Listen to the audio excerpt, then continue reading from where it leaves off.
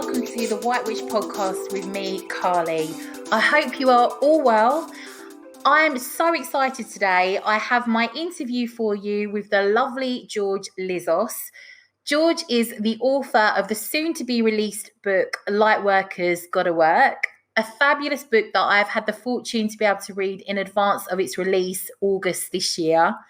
You can currently pre-order it on Amazon. It's due for release August 19th. It's a fascinating insight into how healers, spiritual entrepreneurs, intuitives, and artists can find their life purpose, but also overcome any fears or limiting beliefs they may have that prevent them from following it. Make sure you check out George's podcast called Lit Up Lightworker. He has oodles of content, interviews with the likes of Carl Gray, Lisa Lister, Gala Darling, Yasmin Boland. He regularly delves into witchcraft, working with the fae, magic, and all aspects of spirituality. He also has a YouTube channel that offers up excellent content along the same lines. And his website is packed full of free content that you can access to help you understand your own personal life purpose if this is something that you would like to explore. So George's book opens up all about his transition into paganism. We discuss this, and George also talks about how to find our own life purpose. We also delve into working with and, all about divine masculine energy. This is all in part 2 of today's episode. So we'll finish off today in part 3 with a segment on creating sacred space for your spell and ritual work, how I personally cast a circle. This was following a request from a lovely listener who asked if we could delve into this topic. Then to finish up today's episode, we have a spell box that you might want to have a go at making yourself.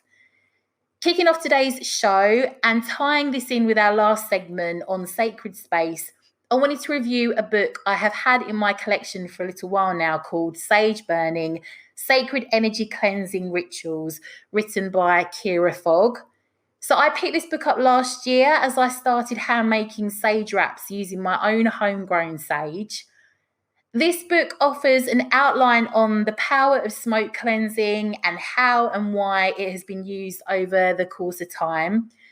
I'm just going to read you some of the intro from the book to give you some insight into this. The fragrant smoke of dry plants has been used in religious and medicinal ceremonies around the globe for thousands of years. In ancient Greece, herbs and resins were burned by priests to heal the sick, while Buddhist monks used the smoke from incense to guide their meditation. In European peasant cultures, the practice had more practical applications, as it was intended to clear parasites and bugs from domestic animals and burned in hospitals in an effort to prevent contagion.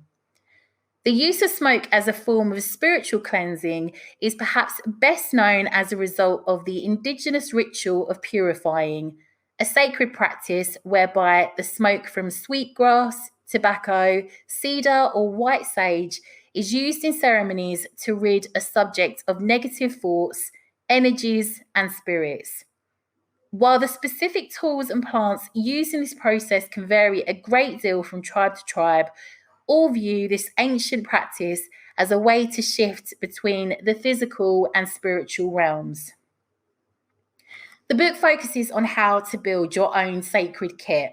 So supplies you'll need to create your own bespoke cleansing rituals, how to create sacred herb sticks, sacred bowls, sacred sprays, how to make your own incense.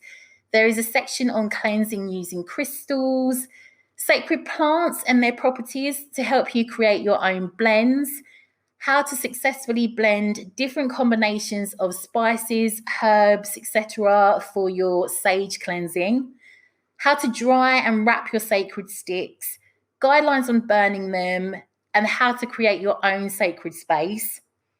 It also has sacred prayers you may wish to use or to inspire you to create your own, and also how to create your own custom rituals. So leaving the best till last, the book has over 30 custom crafted blends and rituals that you can try on top of the inspiration given to create your own. This book is packed out with beautiful, light, bright, minimalistic photos. There are excellent instructions, so it makes it really easy to use. The book's really inspired me to confidently create my own sage blends. You will likely find this far more rewarding than buying sage sticks online. You could also grow a lot of the herbs this book gives you in your garden or just even in a pot on a windowsill, and supplement some additional bits from local stores to really personalise your practice. If you're in the UK, I picked this book up for a steal at the Works. It was a little while back. I do regularly come back to this book for inspiration on what to grow to harvest, but also to understand what each plant and herb's properties are for use in spell work. Join me after the break when I interview George Lizos. Have to confess, I've still not quite cracked it with my interview skills. However, George was an absolute diamond.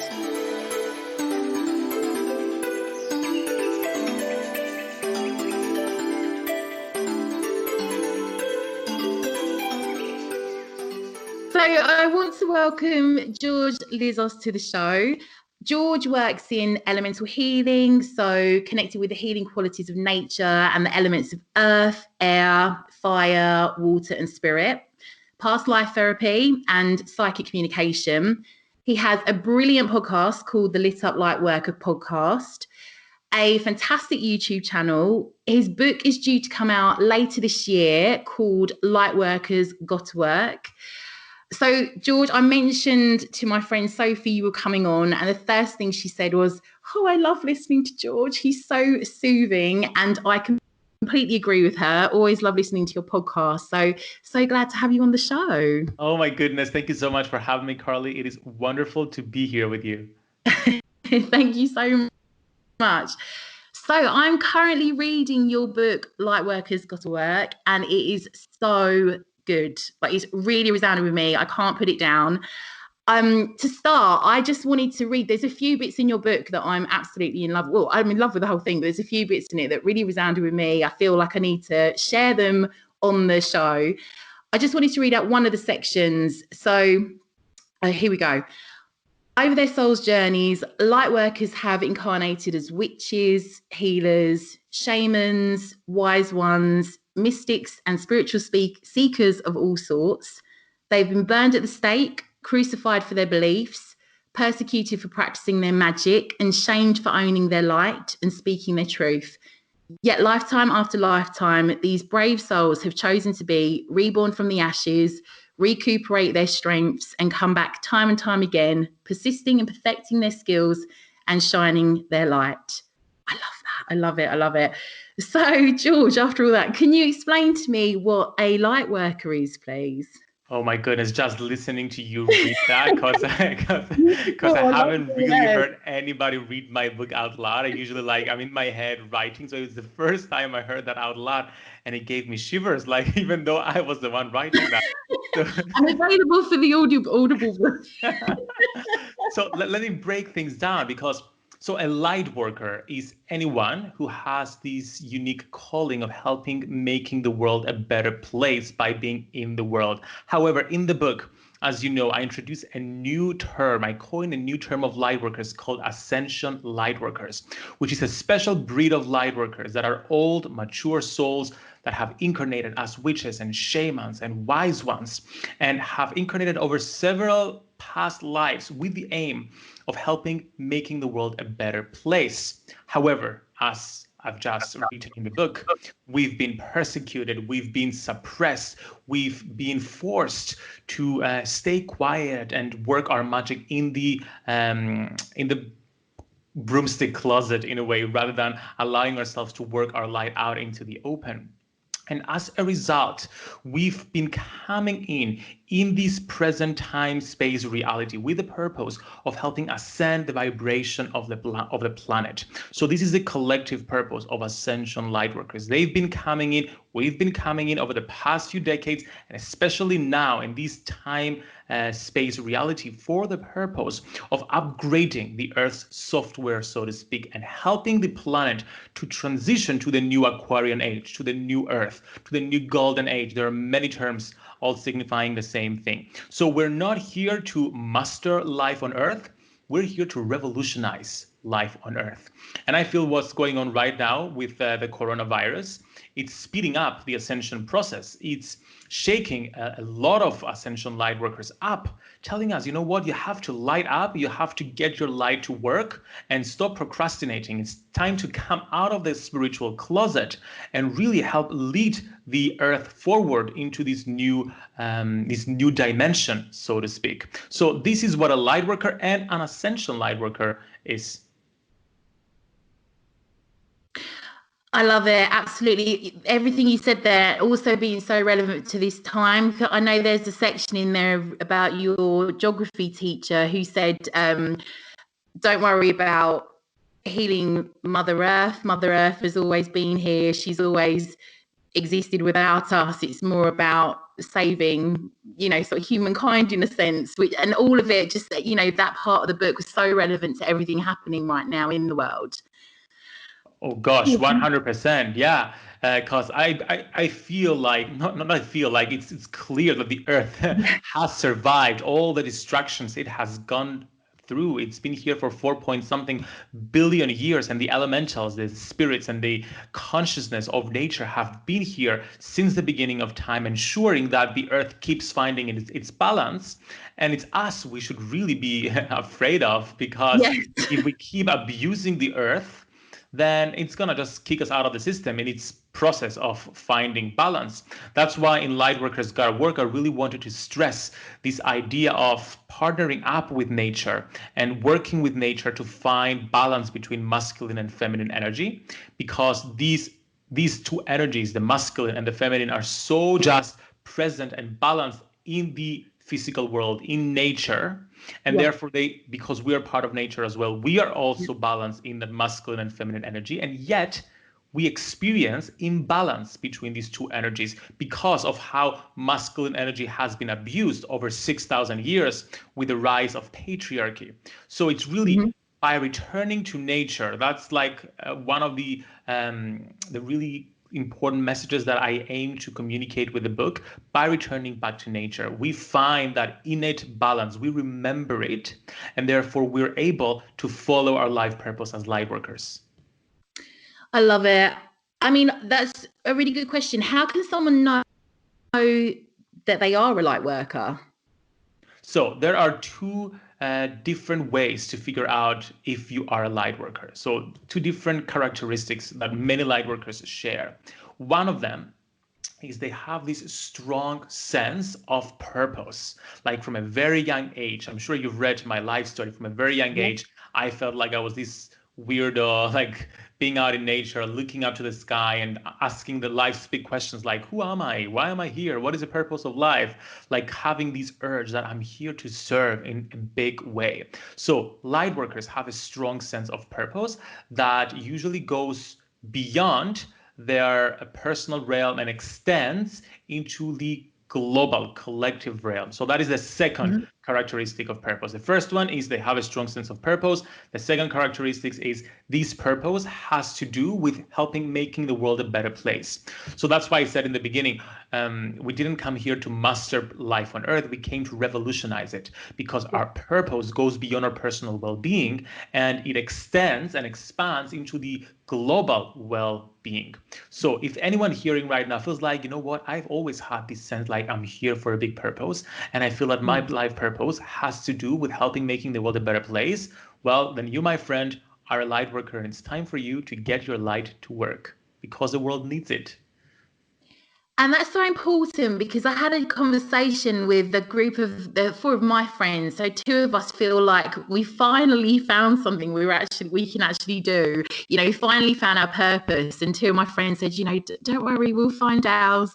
We're just having a conversation about it recently. But that's a really good question. How do we actually find our life purpose? Okay, so in the book, I have the first part of the book is called Find Your Purpose, where I guide people through a step-by-step formula to finding and defining your life purpose in a specific 2-paragraph definition. And I also include a meditation with the unicorns that's downloadable, that guides you in a future life progression to figure out how your life purpose looks like so you can take yourself there.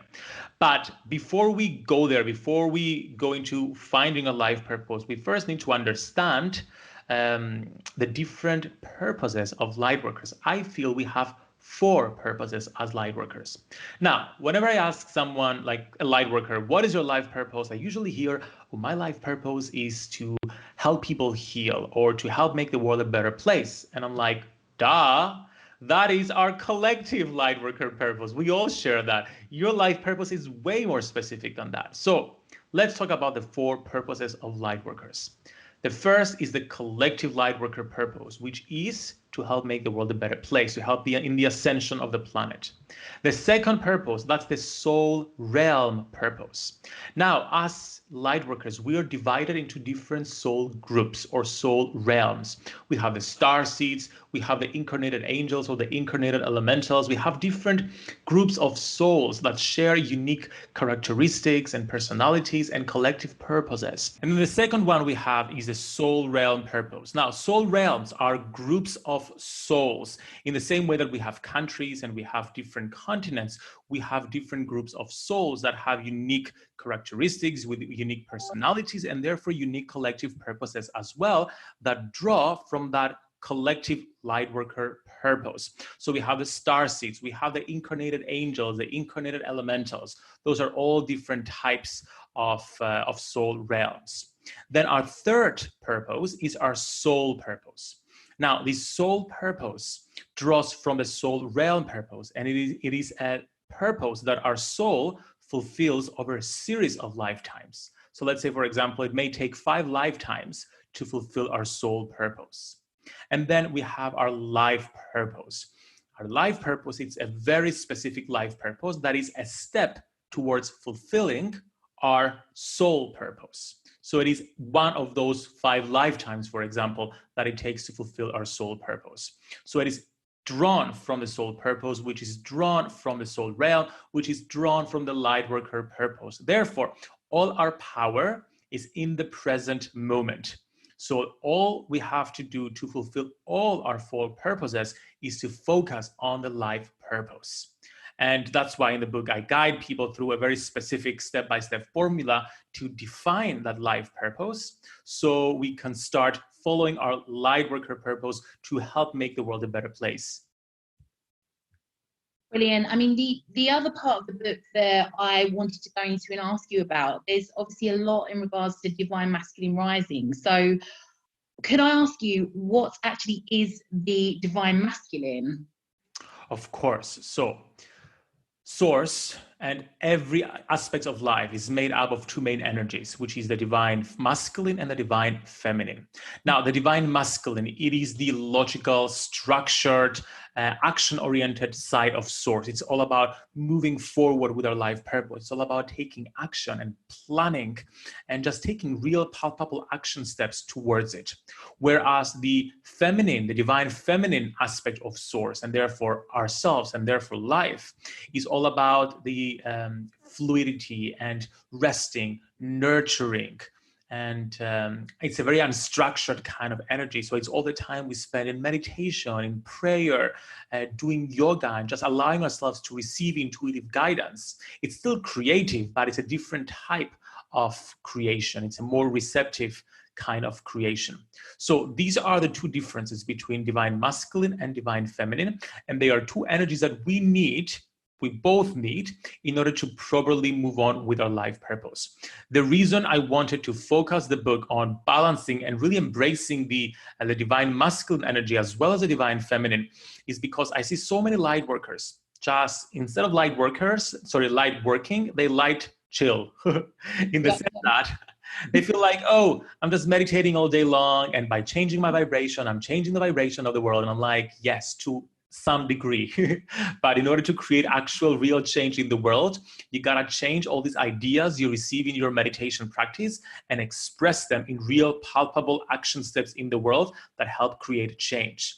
And the reason I feel we fear expressing our masculine energy is because we've been the victims of it for thousands of years, being persecuted for like shining our light and expressing our feminine energy. And because we've had that feminine side of us suppressed for so long, we came forth right now, fiercely wanting to support and the feminine and bring the feminine aspect of source into this world in order to find this balance. But I feel that we're going about it, maybe if we continue just focusing on the feminine, that we're going about it the wrong way, and we'll end up just like flipping the scale on the other side and going from patriarchy to matriarchy. So that's why I'm focusing on the book all about balancing both masculine and feminine, because it is only when we reclaim that balance that's so prevalent in nature that we're able to really create the change that we want to create in the world. I just loved reading about your journey growing up, because obviously you did discuss, it really got me emotionally, especially explaining how you really had to, force yourself to kind of embrace the masculine, and it was the flitting between the two and trying to balance everything out. But I think more so, I loved how you, obviously one of the parts of the book that I said to you I really loved was about your trip to Glastonbury. And I know you said that you'd been a few different times, but you'd never managed to make it to, was it that you'd never made it to the White Spring Cave, which was the cave in Glastonbury that holds a special kind of water called white spring water that is connected to the divine masculine. So I could never find that, and then until I was meant to find it. Until perfect timing, absolutely. So no, I really liked how you, and I think everybody really struggles with that side, because a lot of light workers, a lot of people spiritually will be, perhaps really capable with obviously the the divine feminine, but me myself, I've had issues throughout life where I've been really on the the sort of masculine energy side of things, especially work wise, and it's so difficult to balance the two, and you really do for pretty much anything you're trying to do, spiritually most definitely. But no, so in regards to that, in regards to the divine masculine, so I mean, why is it important to heal and sort of embrace our divine masculine energy?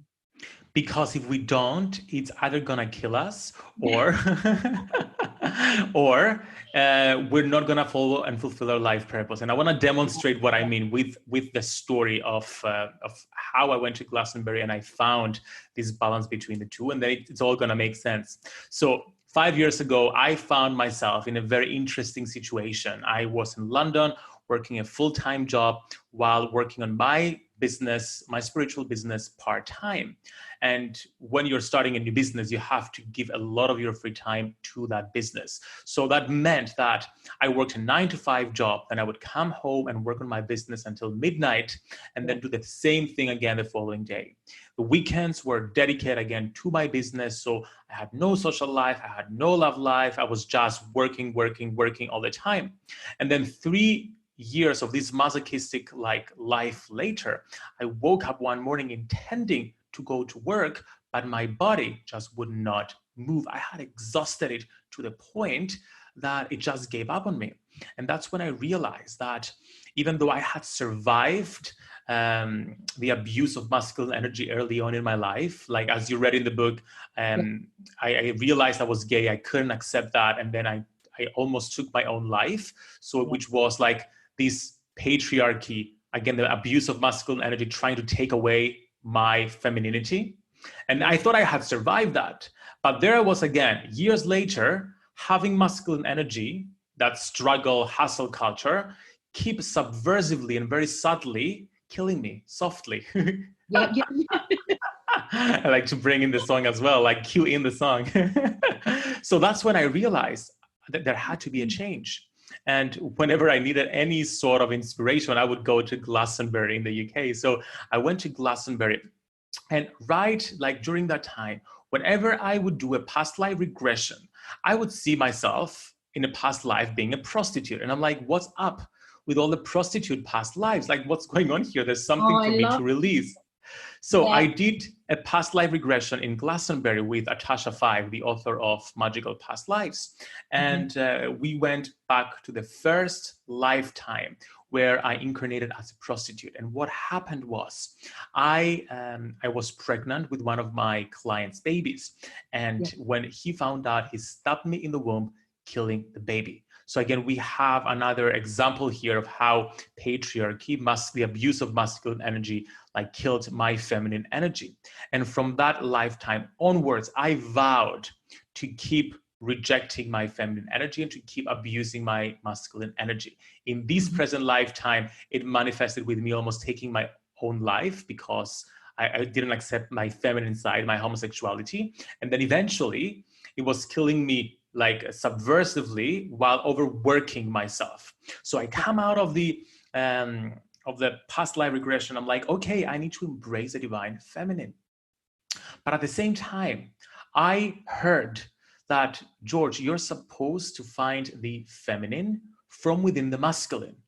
And I'm like, that doesn't make sense, but it felt true, so I had to trust it. And that's when, as you read in the book, I was inspired. For the first time, I found the White Spring Cave of Glastonbury. So Glastonbury has two springs, the White Spring and the Red Spring. And one symbolizes the divine masculine and the other symbolizes the divine feminine. And in the many times I had visited Glastonbury, I would always be attracted to the feminine because I needed so much of it and I could never find the masculine. So coming out of the past life regression, I got this calling that I had to embrace the divine feminine.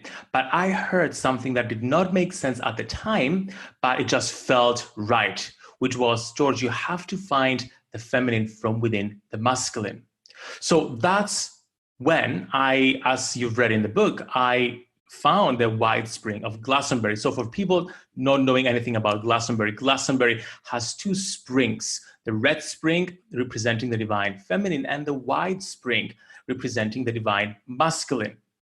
So in the many times that I had visited Glastonbury up to that point, I would always be attracted to the feminine spring, the Red Spring, and I could not find the White Spring. And it was because I was not ready to embrace the divine masculine energy and I was just abusing it. And it was after that past life regression that I was led to the divine masculine White Spring Cave in Glastonbury. And I went in there and I meditated for what felt like hours.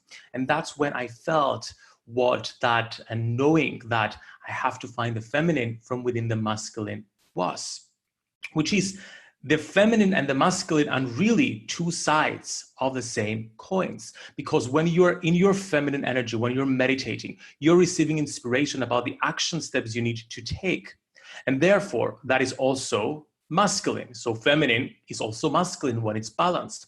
At the same time, when you're expressing your masculine energy and you're taking action, if it's balanced, that action step is coming from inspiration, therefore it's coming from the feminine. So the two are really interconnected. Feminine is also masculine and masculine is also feminine. So the way to really embrace our masculine energy has to do with both embracing both feminine energy, getting all that inspiration and that guidance that comes forth from that, and then expressing that in real palpable action steps towards our life purpose.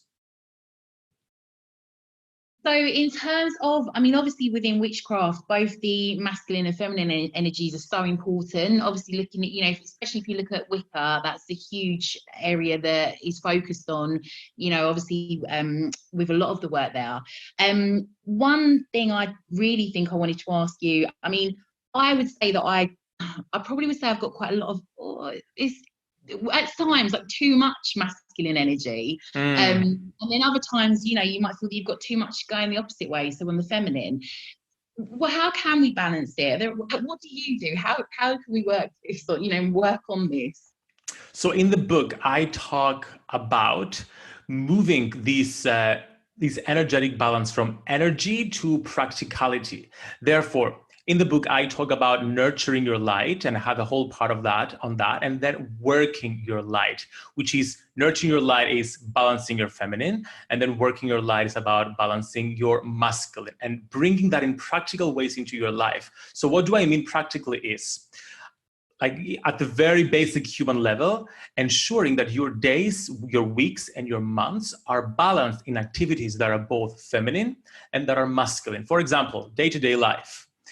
We need to have a balance of our spiritual practice, which is the feminine aspect of like the feminine, divine feminine energy, and then taking action towards our life purpose, which is working our light and embracing our divine masculine.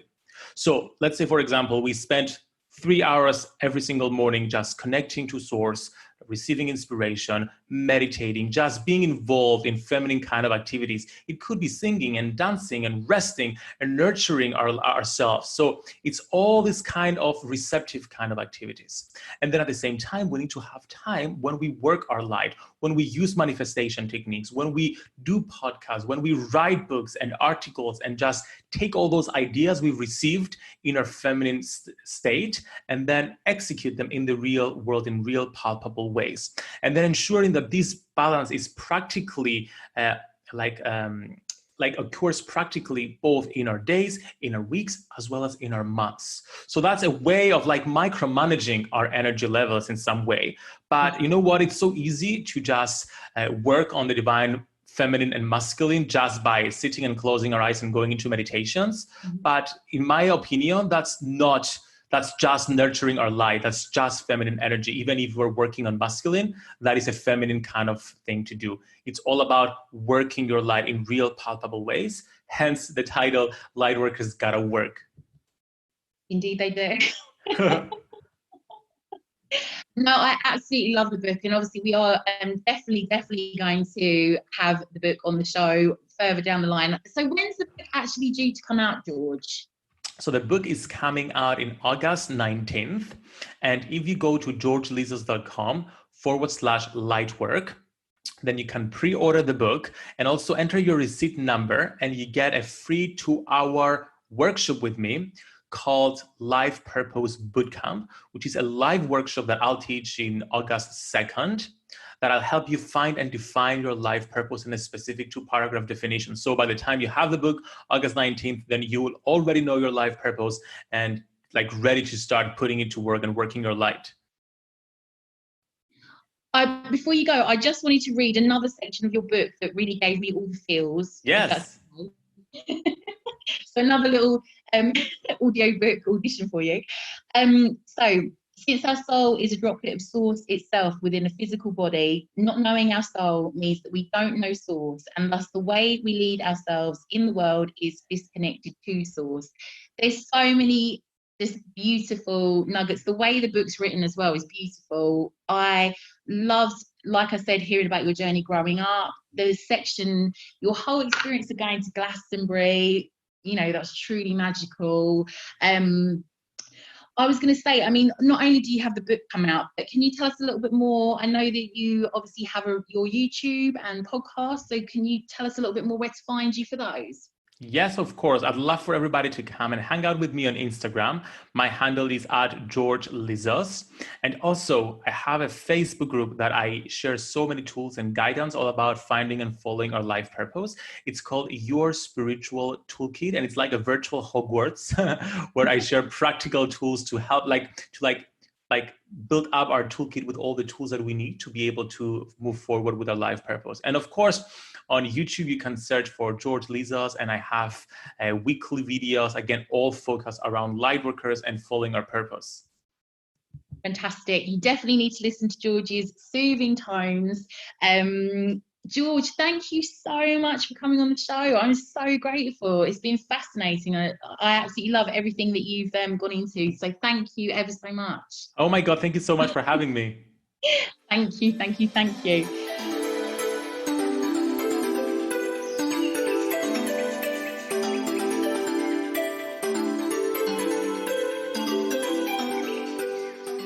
Hello and welcome back. Let's talk all about casting a circle. So casting a circle is entirely optional. Not all witches will cast a circle for any spell or ritual work that they carry out. I personally tend to cast a circle for any of my own work. So traditionally, circles were believed by ritual magicians to be a protective barrier between them and that which they summoned. Nowadays, practitioners generally cast a circle to contain and concentrate the energy we believe to raise during a ritual. There are many different variances on casting a circle, but a lot of the similar elements are that a boundary is traced around your working area. Some witchcraft traditions believe you should trace a circle diasil, so clockwise, and that you should do that 3 times. Some witches may physically mark out the circle using chalk or salt or indicate it using cord. So I'm going to read a short paragraph from Matt Oren's Psychic Witch. We talked about this book on last week's book review. This is just a little paragraph in regards to what he refers to as the Magick Circle. The most common form of sacred space to the witch is the Magick Circle. The circle is a symbol of the infinite and finite. It is everything and nothing. It is the Ouroboros, the serpent eating its own tail, symbolic of the never-ending cycle of creation and destruction, birth and death, and a symbol of the cosmos without beginning or end. I love this book. It is so good, especially in regards to casting your circle, calling in the quarters. So definitely a good one to get. In essence, casting a circle to me is to form a magical barrier between me and the mundane world as I carry out my work. It keeps my intentions focused. It also keeps any negative energies away from my work. So sometimes I do get a bit freaked out when I do any ritual or spell work because you can feel the energy is high, but the circle keeps the high energy within the circle and concentrated. So before you cast your circle, it is advised that you should take a ritual bath or shower. If you don't have time to do that or opt not to, you might just want to make sure you feel clean and fresh. So once I've finished with my bath or shower, I will dress in comfortable light clothing. I like to keep the lighting low in my bedroom. I light candles at my altar and incense sticks. So dragon blood is my favorite. I recently discovered this is the best form of incense for success within any magical workings that you might be carrying out. It also has strong protection properties. Overall, it is said that incense can actually lift your mood. However, it certainly has this effect on me, but by burning incense, my brain over the course of time now understands and associates it with the beginning of work pertaining to my craft. So I spend a lot of time preparing for the work I have at hand. I collect any tools, spell books, or items that I need for a spell. So my sacred space is within my bedroom. My altar sits on a beautiful French-style chest of drawers. The items on my altar have been collected over the course of time. Each one has a real connection with me. I'm still yet to find myself an athame or a wand to add to my altar, as I still haven't found the right one for me, yet I'm confident they will come across my path at the right time. So my altar comprises of many candles. I've got some in beautiful rose quartz holders, so represents the fire element. I've got a chalice, which is actually a Scottish white glass bonbon jar from the 1900s that I bought in Scotland many years ago. Obviously, my chalice represents the water element. So I've got incense sticks to represent the air element, a small glass full of salt for the earth element. I've got a glass jar full of spell candles, tarot and oracle cards, a small cauldron which I use in spell work for burning or mixing items in, a jar of moon water taken from either the last full or new moon. I've also got a plant on my altar that I picked up at Astara. Many Wiccans will add a new plant to their altar at this time. So in addition to that, I've got an abalone shell which contains Palo Santo and a sage wrap. I've got a teacup and saucer that I use for divination. I've got loads of little crystals in here. More recently, after the crystal episode, I picked up some big chunky crystals. I'm now obsessed. I've got some large rose quartz, so a couple of chunks of that. I've got a selenite tower and some smoky quartz. So I've got a Moroccan style rug placed in front of my altar that I use to sit on during my spell work or rituals. This is really good to have because you can just put all of your tools onto that rug. If you're burning candles or anything, you can do it over that. Always be really careful, obviously. Circle casting differs for each witch, but this is the process I like to follow. So once I'm ready to cast my circle, I ensure I have everything I need ready in front of my altar. So I grab my tarot and oracle cards as well, because I'll often carry out a reading after any spell or ritual work that I've carried out. I basically harness the use of that high energy, channel it into my cards. I might also link the reading to what I've focused in on my spell work. So, for example, if I'm focusing on bringing something into my life on a new moon, I might read my cards in relation to that. If I'm working on a manifestation spell, I would see if any messages relating to that will come through. So also, you may want to make sure you've got a compass, some matches or a lighter, spell candles, anything that you need for spell work. So sage for burning to cast your circle or incense, any tools or spell ingredients. Make sure you replace the water in your chalice. Just prep. So I spend a lot of time on the preparation to make sure I have everything I need, because the biggest pain in the arse is having to open your circle to go and get something. I speak from previous experience. I used to do this all the time when I first started out in my spell work. So before I cast my circle, I tend to make any offerings I was planning on to my deity. And for me personally, I do call my patron deity Hecate into my spell or ritual work to ask her to look over me and assist me as I work my magic. I'm really trying not to laugh. I recorded this section a couple of times because in my notes I put Hecate, Queen of the Underground. So all I keep thinking now is Hecate just rolling around on the London Underground on like the Circle or the Central Line, like one stop short of barking. But sorry, Hecate. So yeah, I basically honor what Hecate likes to receive in the form of offerings, but I also like to remind myself she is queen of the underworld, not the underground. So what would a queen like? I wonder what the queen of the underground would be like. Anyway, so the other day I did some spell work and offered her some Prosecco in a beautiful wine glass and a beautiful red rose. Sorry.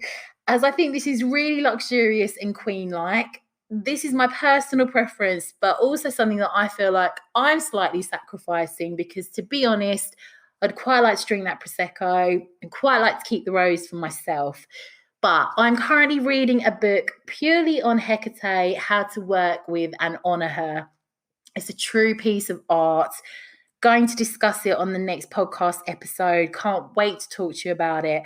But it reassured me, as it stated, that if the offering is a sacrifice to you, that's acceptable to your deity. So again, circles aren't necessary for the practice of magic. However, if you call upon deities to help you, you can work with them to amplify your power or help grant your request.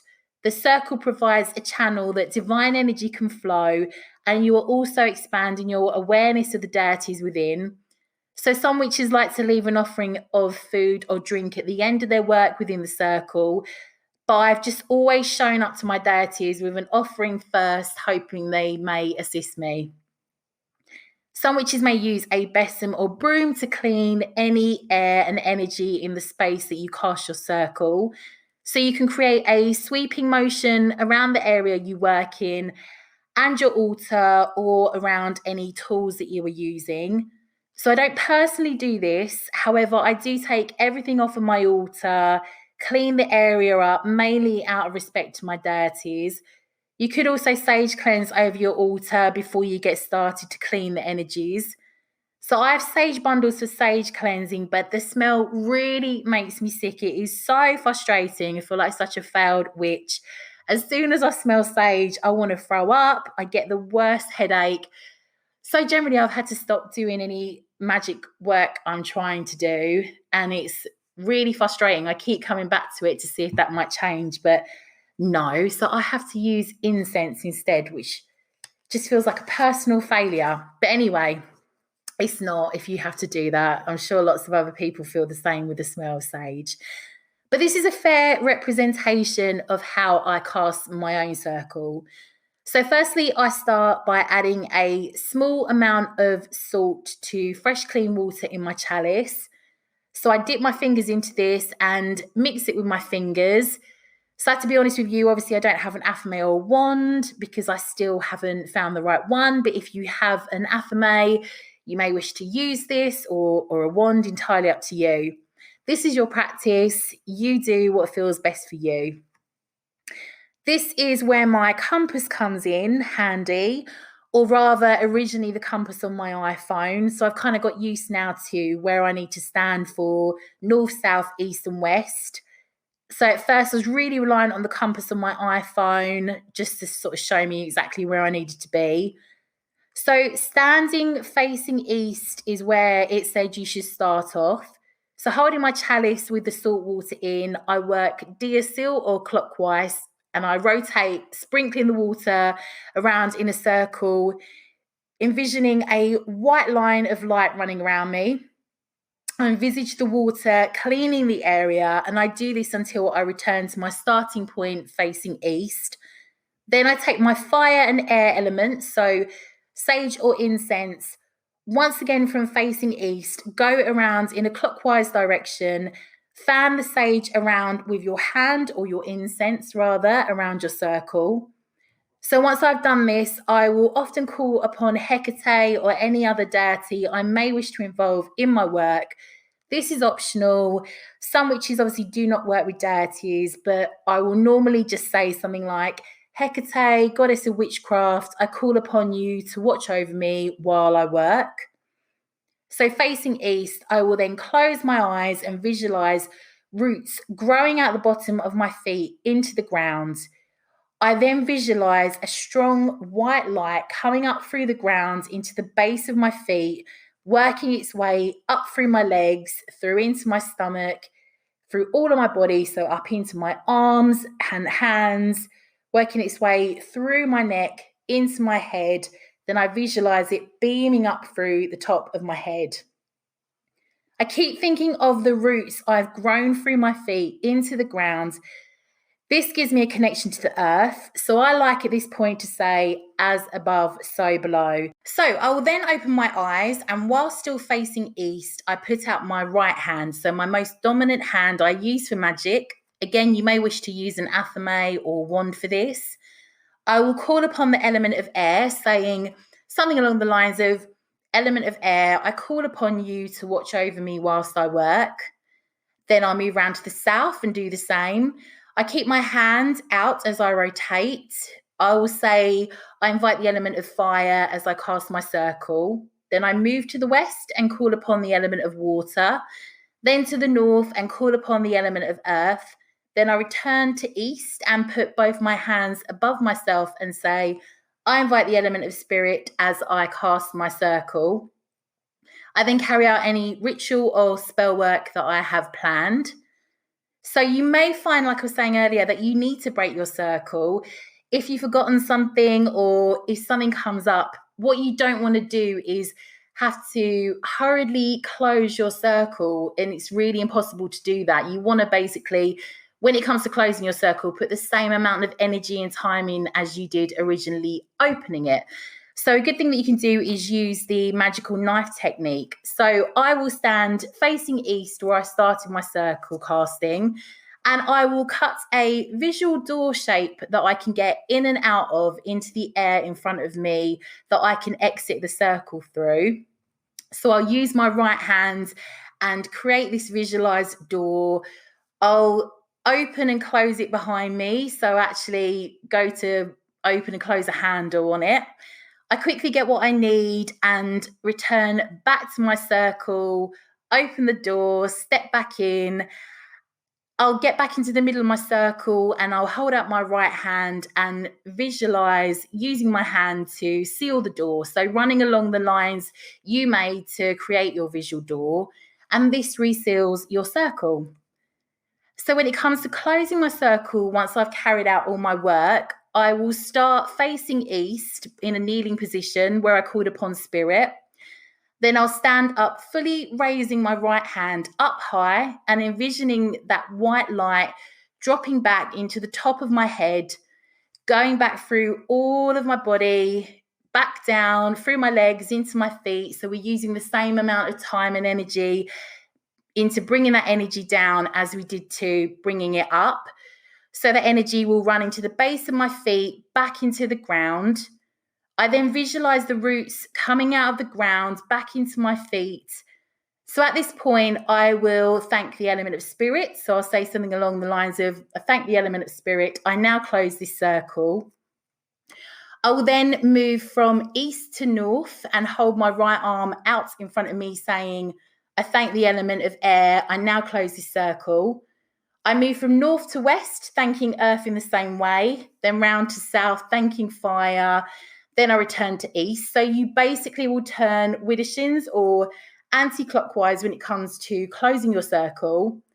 At this point, I'll then thank Hecate or any deity that I've worked with. Obviously, not everyone will work with a deity in their spell work. Then I'm done.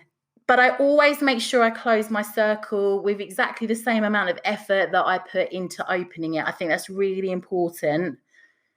So I'm just going to finish off with a little section from, again, Psychic Witch by Matt Orim in relation to the Magick Circle. Betwixt and between is a traditional witchcraft phrase for the state of liminality in which the witch operates. The Magick Circle serves as the creation of liminal space. The liminal is the threshold of being neither here nor there, neither now nor then. For the witch, the liminal is a state of being of pure potential. It's the nexus point where raw energy converges. This is why certain places are considered powerful in regards to witchcraft, such as the crossroads where two paths merge but aren't quite either, or the shore where the ocean bleeds into the land. Times such as midnight are liminal in nature. Midnight has been referred to as the witching hour and is seen as a powerful time to create magic. In liminal spaces, you don't have to decide to be in this world or the other world. You're simultaneously in both without being in either. So just finishing up today's episode with something a little bit different. This week, out of curiosity, I had a look on the Apple News app just to see if there were any news articles relating to witchcraft. I wasn't disappointed. There's tons on there. I came across an article in regards to creating your own Spellbox, something that I'm working on currently, but I thought I'd run it past you to see if it was something that you may also be interested in creating yourself. So to start off with, you'll need a really nice box that you like the look of. So perhaps a wooden box, jewelry box, cigar box, a pretty tin. Just make sure that you like the look of it. It's got to feel special, got to feel a bit magical. So at this point, you need to choose what you want to put into it. So think about what you're trying to bring into your life. So you might want to travel somewhere in particular. So maybe grab a photo or print one out of a destination. You might want to add pictures of a happily married couple, or you might want to put a picture in of what your dream job or house looks like. Anything that feels magical to you creates a high vibration within. You may have quotes or words, anything that basically resound with who you want to be. So grab all your pictures, all your items. Once you've got everything close together, you want to close your box and say over it a magical phrase or couplet. So perhaps speak your own heartfelt intention. For example, something along the lines of, Magick Spellbox, make my deepest desires my reality. Or something like, Magick Spellbox, bring to me all the things that here I see. These photos and words will lead me to the wishes that will all come true. So speak from your heart with your full intention. Then what you want to do is place each photo or item into the box one by one. Say an intention for what you want each one to do or become. So, for example, I have an amazing new husband. I don't, but you get the drift. I happily receive a promotion and a raise. Speak it into existence. Only use words that signify your spell has been granted. So make sure you sound convincing and in your power as you say each intention. Half-hearted efforts always lead to half-hearted results. So finally, you want to seal your spell box with a final spell. So once all your items are in the box, close it up and say some final words that you've chosen. Something like, thank you, Magick Spellbox, for making my wishes come true. I would word it as though it has already happened. So once you've closed it, put your box somewhere safe, like the back of a closet, bottom drawer, on top of a bookshelf, just somewhere where you won't forget about it. What you want to do is sort of leave it to work its magic, not keep checking in with it every day, berating that your wishes haven't come true yet. You can add additional wishes to it if you choose, but don't interfere with your existing wishes. It's quite good to do this as an annual task, so you might choose to do it around your birthday or beginning of a year. So I took this information, as I said, from the Apple News app. It was written by Madam Pamita, if you wanted to check it out. So I just wanted to take a moment and thank you all once again for your support. I had a notification this week to say that my podcast has been selected by a panel for FeedSpot as one of the top 30 witch podcasts. I'm currently sitting at number 18 and I'm over the moon for the show to have even been picked up on by them.